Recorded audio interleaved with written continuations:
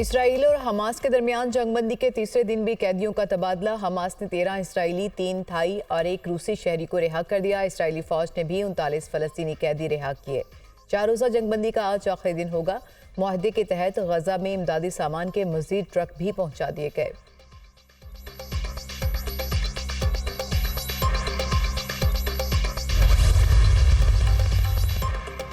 मुआहिदे के तहत यरगमालियों के दूसरे ग्रुप की गुज़िश्ता रात रिहाई हुई।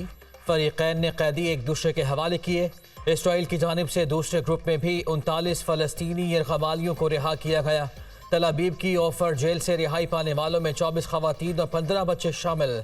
इसराइली अदालत से 11 साल सजा पाने वाली फलस्तीनी खातून इसराइल जापिस भी रिहा होने वालों में शामिल थीं। सेहूनी कैद से अब तक 78 फलस्तीनी रिहा हो चुके। हमास ने भी दूसरे ग्रुप में 20 कैदी रिहा किए। 13 इसराइल और 7 गैर मुल्की शामिल थे।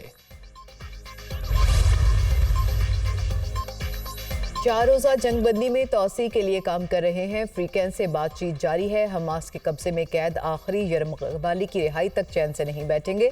हमास ने आज एक अमरीकी यरगमाली को भी रिहा किया है। अमरीकी सदर जो बाइडन की प्रेस कॉन्फ्रेंस।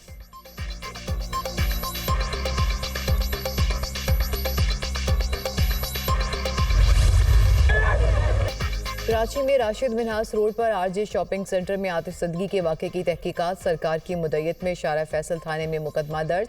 के इलेक्ट्रिक नक्शा पास करने वाले अफसरान, एनओसीज जारी करने वाले इदारे गफलत के मुर्तकिब करार।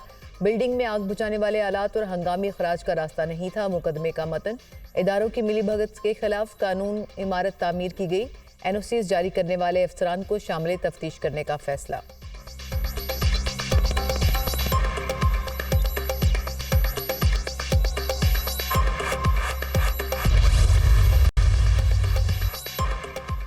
निगरान वज़ीर आज़म 2 रोज़ा दौरे पर मुत्तहिदा अरब अमारात पहुँच गए।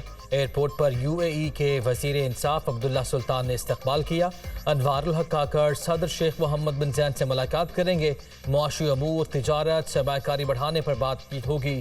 कई शोबों में ताउन के लिए मुफ़ाहमत की यादाश्तों पर दस्तखत भी होंगे।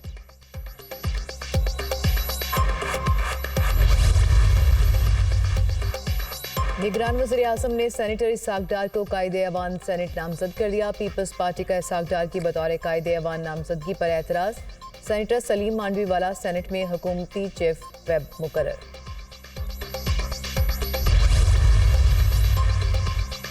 पाकिस्तान का इक़्तिदार कराची की सड़कों से चलेगा। जागीरदार हुक्मरानों से जवाब लेंगे। जालिम हार रहा है और जाबर अपने घर भाग रहा है। हमने मिट्टी की मोहब्बत में वो कर्ज चुकाए जो वाजिब भी नहीं थे। आईनी तरमीम में तब्दीली नहीं हुई तो हुक्मरानों को तब्दील कर दिया जाएगा।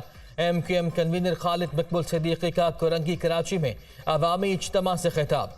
15 साल से सिंध पर हुकूमत करने वाले 5 साल के लिए हमें हुकूमत दें।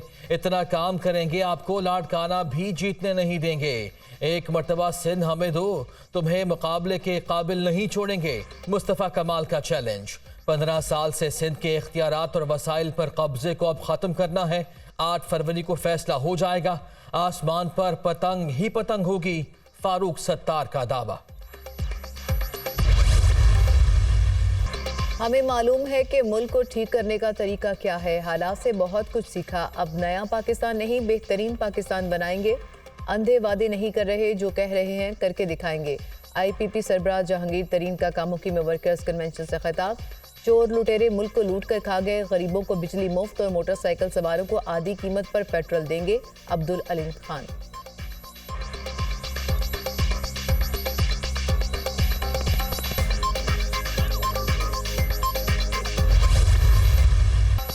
किसी पार्टी के पास मुल्क की तरक्की का प्लान नहीं। आजमाए हुए लोगों को दोबारा लाया गया तो मुल्क अगले 100 साल भी तरक्की नहीं कर सकेगा। हम सियासी पार्टियों के साथ मुख्तलिफ जिलों में सीट एडजस्टमेंट करेंगे। बातचीत चल रही है, जल्द रिजल्ट सामने आ जाएगा। इस मुल्क की बड़ी बीमारी कर्जा है। कर्ज वापस करने के लिए दोबारा कर्जा लेना पड़ रहा है। दुनिया आगे निकल गई और हम पीछे जा रहे हैं। चेयरमैन PTI पार्लियामेंटेरियंस परवेज खटक की न्यूज़ कॉन्फ्रेंस।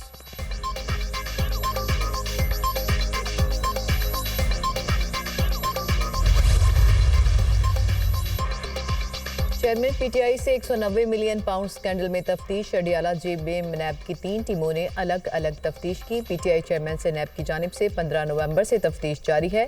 साबिक वज़ीर आज़म को आज दोबारा अदालत के रूबरू पेश किया जाएगा।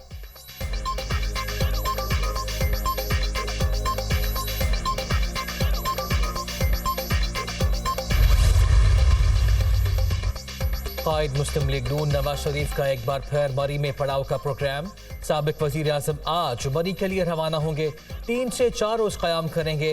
नवाज शरीफ के मरी में क़याम के दौरान लीगी क़यादत से अहम मुलाकातें मुतवक्के। लीगी सदर शहबाज शरीफ का भी मरी रवानगी का इम्कान। स्मॉग की रोकथाम के लिए स्मार्ट लॉकडाउन का तीसरा रोज। लाहौर के मॉल रोड पर शाम 4 बजे तक गाड़ियों का दाखिला बंद रहा। सिर्फ साइकिल सवारों को आने की इजाजत। शहरियों के लिए मास्क का इस्तेमाल लाजिम करार। दुकानें और रेस्टोरेंट भी 4 बजे के बाद खुले।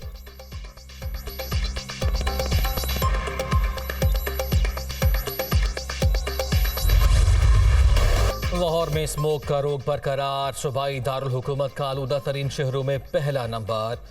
फ़ज़ाई आलूदगी की शरह 327 रिकॉर्ड। आलूदा फ़ज़ा में सांस लेना भी मुहाल।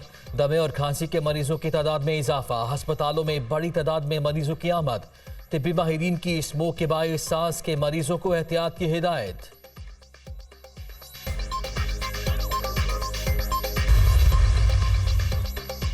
पिछहत्तर साल अवाम ने हुकूमतों को देख लिया। कोई भी इस मुल्क और अवाम की हालत को बेहतर नहीं कर सका। अवाम का महंगाई बेरोजगारी की वजह से जीना दुश्वार हो चुका।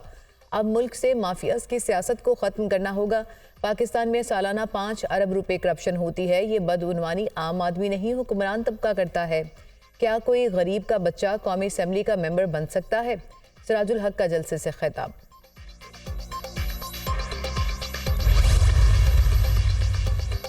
जमात इस्लामी की फ़लस्तीनियों से इज़हार यकजहती के लिए कराची में गज़ा बाइक रैली। हाफिज नेम रहमान की ज़ेर क़यादत रैली में बड़ी तादाद में कारकुनों की शिरकत। बाइक रैली मज़ार क़ायद से शुरू होकर 3 तलवार पर इख्तिताम पजीर हुई। मौसम सरमा के रंग। सिंध और बलूचिस्तान के मुख्तलिफ शहरों में अब्र रहमत। कराची में बादल बरसने से मौसम सर्द। हैदराबाद, उमरकोट, मीरपुर खास, दौलतपुर में भी बारिश। बलूचिस्तान में पिसनी, तुरबत और पंजगूर में भी बादल खुलकर बरसे। अस्तोर में पहाड़ों ने सफ़ेद चादर ओढ़ ली। निज़ारे हसीन।